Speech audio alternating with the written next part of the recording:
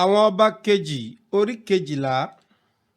Lé ọdún keje Jehu ni Joash bẹ̀rẹ̀ sí jọba. 40 ọdún lé ó sì jọba ní Jerusalemu.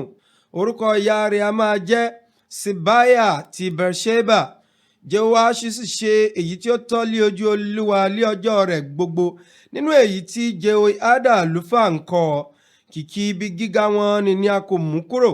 Àwọn ènìyàn ń rúbọ, wọ́n sì ń sun tùràrí síbẹ̀ ní ibi gíga wọn ni.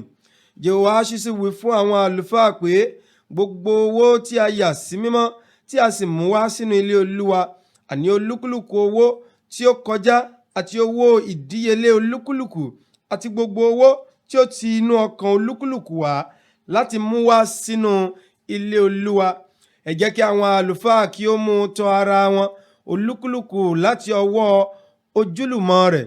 Ẹ sì jẹ́ kí wọn kí ó tún ẹ̀yà ilé náà ṣe níbikíbi tí a bá rí ẹ̀yà. Ó sì ṣe lé ọdún 23 Jehoash ọba, àwọn àlùfáà kò tí ì tún ẹ̀yà ilé náà ṣe.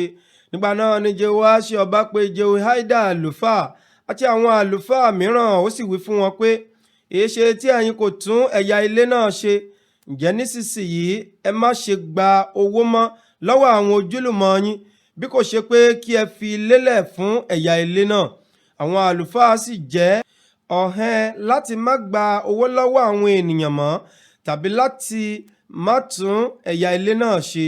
Ṣùgbọ́n Jehoiada àlùfáà mú àpótí kan, ó sì da ìdérí rẹ̀ lù ú, ó sì fi sí ẹ̀bá pẹpẹ náà lé apá ọ̀tún bí ẹnìkan tí ń wọ inú ilé Olúwa lọ.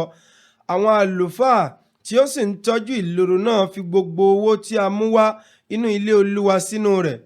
Ó sì ṣe nígbà tí wọ́n rí pé owó púpọ̀ ń bẹ nínú àpótí náà, ni akọ̀wé ọba àti olórí àlùfáà gòkè wá, wọ́n sì dì í sínú àpò, wọ́n sì ka iye owó tí a rí nínú ilé Olúwa.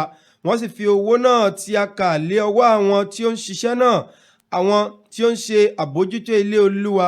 Wọ́n sì ná fún àwọn gbẹ́nàgbẹ́nà àti àwọn akọ́lé tí ń ṣiṣẹ́ ilé Olúwa, àti fún àwọn ọ̀mọ̀lé àti àwọn agbẹ́kúta, àti láti ra ìtì igi àti òkúta gbígbẹ́ láti tún ẹ̀yà ilé Olúwa ṣe, àti fún gbogbo èyí tí a ná fún ilé náà láti tún un ṣe.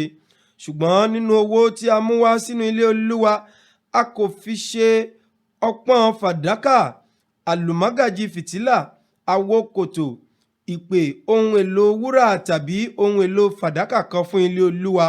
Ṣùgbọ́n wọ́n fi fún àwọn tí ń ṣiṣẹ́ náà, wọ́n sì tún ilé Olúwa ṣe. Wọn kò sì bá àwọn ọkùnrin náà ṣírò lí ọwọ́ ẹni tí wọ́n fi owó náà lé láti fi fún àwọn tí ń ṣiṣẹ́, nítorí tí wọ́n ṣe òtítọ́. Owó ẹbọ ìrékọjá àti owó ẹbọ ẹ̀ṣẹ̀ ni a kò mú wá sínú ilé Olúwa tí àwọn àlùfáà ni.